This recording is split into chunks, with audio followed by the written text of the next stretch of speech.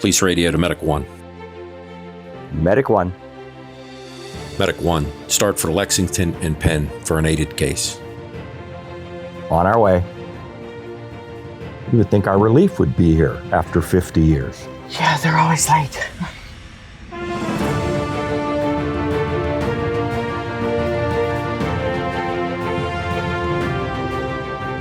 In 1975, City of Pittsburgh Emergency Medical Services was formed under then Glenn Cannon. Paramedics were hired essentially from the suburbs, the community college program and the Freedom House program, and we began to respond to calls within the city in 1975. I'm Catherine Cannon, and my connection with Pittsburgh EMS goes back to 1972. I was a student nurse, and there was this gentleman who was teaching an EMT class, and it was Glenn Cannon. Glenn was teaching classes all over the county. It was constant. And he was out teaching. The phone rang. I answered the phone. This gentleman was on the phone. And he said, I listened to Glenn Cannon talk today, and he mesmerized me. I want to give this kid money to start an ambulance service in Pittsburgh. When I started with Pittsburgh EMS in 1975, I had known several of the people who were organizing Pittsburgh EMS.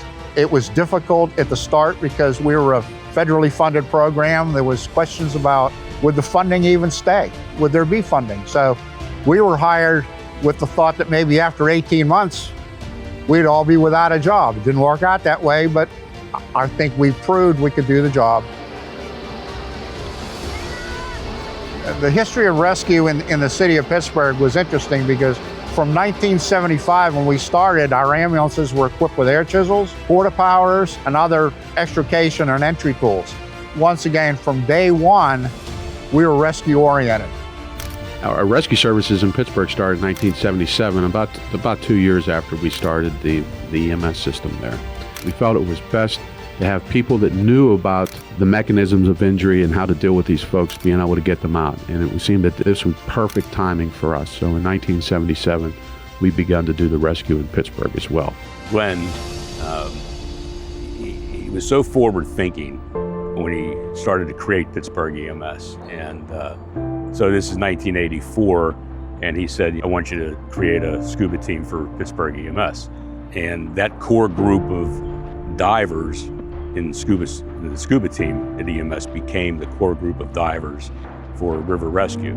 So some of the other unique, borderline crazy training that we did was the use of helicopters. We talked about a means by which we could rapidly deploy divers to a scene of a drowning or whatever. So we thought if we could load a couple divers into a helicopter, get them up to the scene, put them there, boom. It was interesting, it was challenging. It did build a lot of the teamwork attitude with the divers, and as well as with the helicopters. So we were using Life Flight and Stat Medevac. City Hazmat's been in operation since essentially the advent of public safety, which was back in 1985-86. And prior to then, Emergency Medical Services was charged with the responsibility of responding to hazmats. But at the time, Chief Full, and I'm sure under the direction of Director Cannon, initiated the program. We started, I remember we had a Suburban. We bought some suits, chemical suits, threw them in the back, some detection leak seal equipment. Everything was in the Suburban. So when you get a call, of course, everything you needed was you didn't have access to it. You had to take everything out and reload it. And so it wasn't ideal, but that's how we started. And throughout the years, we evolved. I remember we got a step van, and that was, we had that for probably 20 years. Worked out well, everything was laid out in it. And as the years went by, we were able to purchase more equipment and so forth. So in 2011, there was a freak and unexpected flood after a microburst that affected the Washington Boulevard corridor of the city. And it was during evening rush hour, and ultimately a family of 3 died, as well as another victim who exited her vehicle drowned. And after that event, the Department of Public Safety decided that they needed to change their swift water deployment model for the city of Pittsburgh. So here at Pittsburgh EMS, we apply our ethos of bringing good medicine to bad places and bringing the medicine to the patient in everything that we do. And so whether it's in a flood, in the river, if there's a victim involved that's potentially ill or injured, we're bringing our paramedics to them and bringing our medicine to them. The environment that we work in during flood response is more focused on evacuating victims than doing medical procedures, but we travel with ambulances and paramedics on dry land whenever we deploy our swiftwater rescue elements. And as soon as we get that patient to a point of safety where we can provide advanced life support medical care, we're able to do that and plan to do that. So the tactical EMS team in the city of Pittsburgh was formed in the summer of 2011. On April 4th of 2009 in Stanton Heights, there was an incident. There was a domestic dispute between a mother and a son, which resulted, unfortunately, in 3 patrol officers being shot and killed, and a hours-long SWAT incident that was a gun battle. The suspect ultimately surrendered. There were several other police officers who survived injuries there. But I believe that was the watershed moment that really drove into people's minds that tactical EMS was really something that was necessary.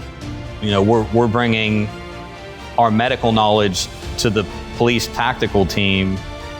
In a perfect scenario, the Thames medics operate in the hot zone, so we make entry with the SWAT team. The best care anywhere means that we bring the medicine to you, wherever you are. You're in a building that just had an active shooter come through. We bring the medicine to you, not you get brought to the medicine. Our union was first started in the late 70s, and it was actually an affiliate of the Steelworkers Union. We were such a small union at the time that we became a local for a very large union to have that representation. So we needed to, at some point, figure out a way to have true representation for EMTs and paramedics to have that was outside of the Steelworkers Union. Most EMS agencies aren't unionized. There's less opportunity to negotiate better raises or benefits that help you be a first responder, help you be an EMS. Because your health and your safety and your well-being is the most important thing that contributes to your ability to handle the long hours that EMS workers often work. It was always better that we were at these sites from the beginning. There's a lot of different venues around the city. The old Three Rivers Stadium, they had a nurse in their first aid room. The old Civic Arena had a nurse in their first aid room. Somebody ill were dragged there. We were able to go in there. We went in and we worked with the nurses, but we were able to respond out into the seats, later onto the fields and the ice. I remember one of the first things we did was the Great Race, which started in 1978 by the late Mayor Caligiuri, and we were staffing that along the race course, which developed into the marathon later on. For the first several years of my employment, we had a small group of us run the Great Race. We strategically placed ourselves throughout the crowd. If anything happened, one of us would be in whatever group. I was coming up Fifth Avenue and I saw somebody collapse in front of me. I got up there. One of our other paramedics who was also running the race had just gotten there before me. The runner collapsed in cardiac arrest. So myself and John Dombrowski, we started CPR, and within seconds, we had a motorcycle medic on site, we had a medic unit roll up, we had a supervisor roll up. We got the patient successfully resuscitated and transported to Presby, which was just a couple blocks away. The motor medic program started, it was out of a need to be able to insert a paramedic into a crowded situation. The role of the motorcycle is to be utilized for large crowds. As you can see, the topography of this area, like we have a lot of trails, we have a lot of places that ambulance can't get to. And that vision was, seen 25 years ago, and they said we need a way to get to people quickly, because Pittsburgh is a very progressive place where, as far as medicine goes, we have people who are very on the forefront of medicine and making this place better and doing the best and finding a problem and creating a solution. When it first started in 1999 was you just went through a motorcycle safety course. It was 2 or 3 days, and they did some very basic, maneuvers. In 2003, motor officer Sean Pindell and Jimmy Miles went to advanced police training, and they said they wanted to elevate the police training for the motorcycle unit. And they brought us in on that. So we train parallel to them. We do all our in-service training with them. We do all our initial training with them. And the training is now much more rigorous and much more precise. It's more of a technical rather than speed. We more focus on being technical and being able to maneuver through crowds, because that's our primary function. So the Yeti sticker was originally founded in 2014. We need something that, solidifies, it's like a mascot. Somebody will walk up to, like, I've never seen a motorcycle medic before. And they came up with a design for Yeti. So if you could see down there, it's on the inner fender. We have a sticker of a Yeti that has since become our mascot. And the idea is it's supposed to be hidden, because like a motor medic, you're not supposed to see it. You're not just hiring an ambulance, you're hiring the whole system. We are literally everywhere. At special events, concerts, anything, large event, small event within the city. You may not see us, we're around. We are literally everywhere. Pittsburgh City, the Freedom House, and Pittsburgh EMS really developed what EMS is for our country, and were the first folks to deploy trained paramedics to save citizens in the neighborhood and on the street. Pittsburgh has such a deep history in out-of-hospital care, combined with the excellence of the university in hospital care.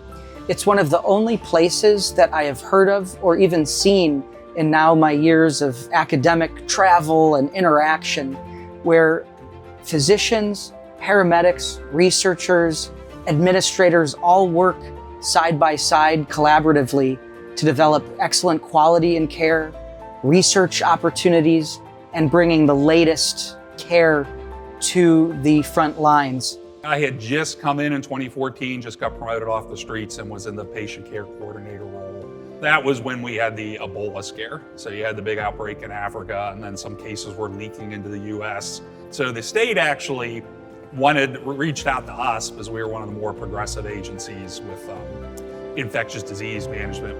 But they reached out to us and said, hey, could we put together a plan if one of these cases popped up in an outlying area, we could safely move them to our tertiary care facilities. That became a state program. We kind of built a team here, and then a few months after that, the state formalized that. We were really the leaders in research in pre-hospital care. People would come up to us and say, what are you doing in Pittsburgh? We really progressed in research, not only doing research within Pittsburgh EMS, but doing multi-center consortiums. We were considered one of the leading EMS agencies in the country, maybe even the world. So people were knocking at our door to get us part of consortiums like the ROCK Consortium that included EMS agencies from around the country and in Canada. When I started, the survival rate from cardiac arrest was 3%. It means you almost never saw a survivor. It's now in the 15% range. Community paramedicine program is a specialized unit, and more so than responding to emergency calls, these are typically folks that are in our community with chronic health conditions, a lot of psychosocial factors that are impeding their ability to remain independent. And the idea of implementing that partnership with social work is that while Elliot's specialty is more of the physical health, ours is a little bit of everything else. Depending on the program, sometimes we're in people's homes and maybe they're not very mobile. They can't get out of their home or they elect not to. So they don't see care very often. We're able to kind of step in and attempt to assist in their care.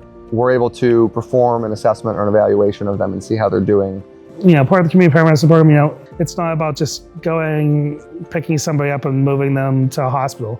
It's about sitting there, talk to them. What can we get you enrolled into? What can we do to help you? Even like on our unit days, going out to like the elderly who are our high frequent callers.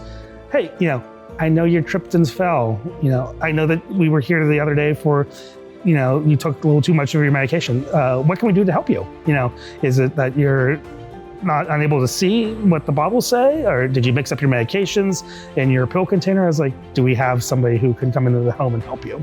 Do you need more resources? Do you need more assistive devices? We have the ability to enroll you. It's just amazing how far we have come, how technical we have come, and how much education our paramedics really need to function. So I'd ask our current medics to just realize they're following the path of giants, and we always say we stand on the shoulder of giants, and our medics are the giants that they're standing the shoulders on, and they should never forget that, our humble beginning and where we are now. The lives that I've touched and the things that I've been able to achieve here in the city of Pittsburgh as part of being a Pittsburgh paramedic, because we are involved in so many facets of the public safety response to people that are in need. Especially in Pittsburgh EMS, and again, many other EMS services aren't so dedicated to well-rounded response of public safety in all the aspects of rescue, not just any rescue, but water rescue, subsurface rescue, and diving.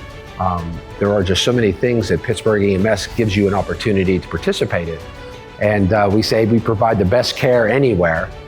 And anywhere means on the top of a bridge, below grade, in a trench, on the water, on a boat, on a hillside. It's just endless. If you can imagine it, we have to have the capability to be able to get them and take care of them. You look at the history and how this department's developed and all of these specialty teams we have and resources we can bring on a call. You can look at your future career and go, I want to be that guy. I want to be the guy who's setting up the rope rescue to pull this person up the side of a hill, or I want to be the guy jumping in the water to go grab that person out of the river. It's not all glamour. There's those good calls that get your adrenaline going. And there are good calls to me if they're important calls that you could make an impact in. A cardiac arrest save is always a plus. You get all fired up for that. And it's a difficult job. And and no one will understand except your fellow workers how difficult it is. But it is absolutely rewarding at the end of the day.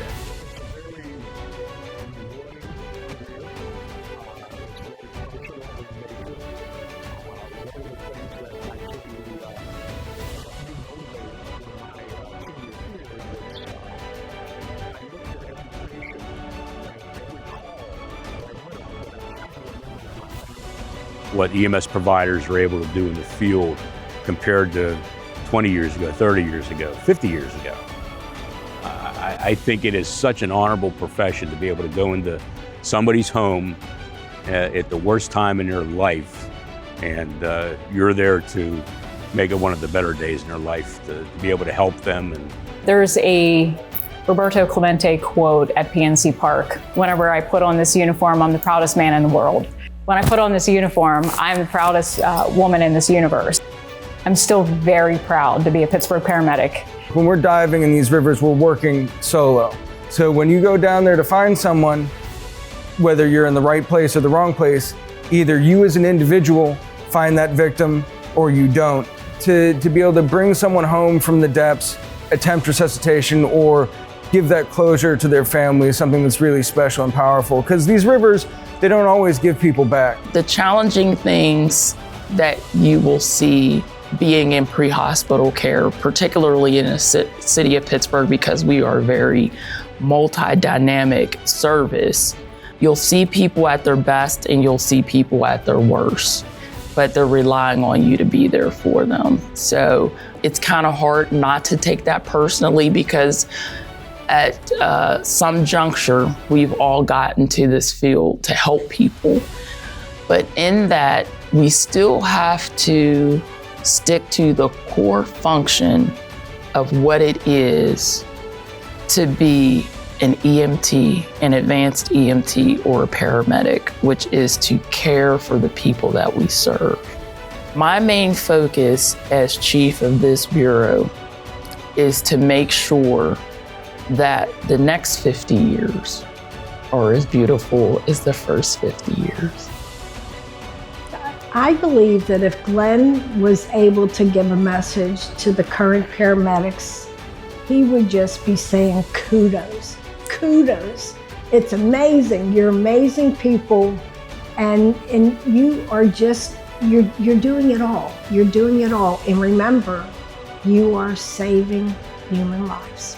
You are doing things that so many people cannot do. Be proud. Kudos, kudos. There was a fulfillment and a gratification that what you were doing really made a difference. And you could see that those changes happen, and you could see that when you were finished at the end of the day, somebody was better off because of what you'd done.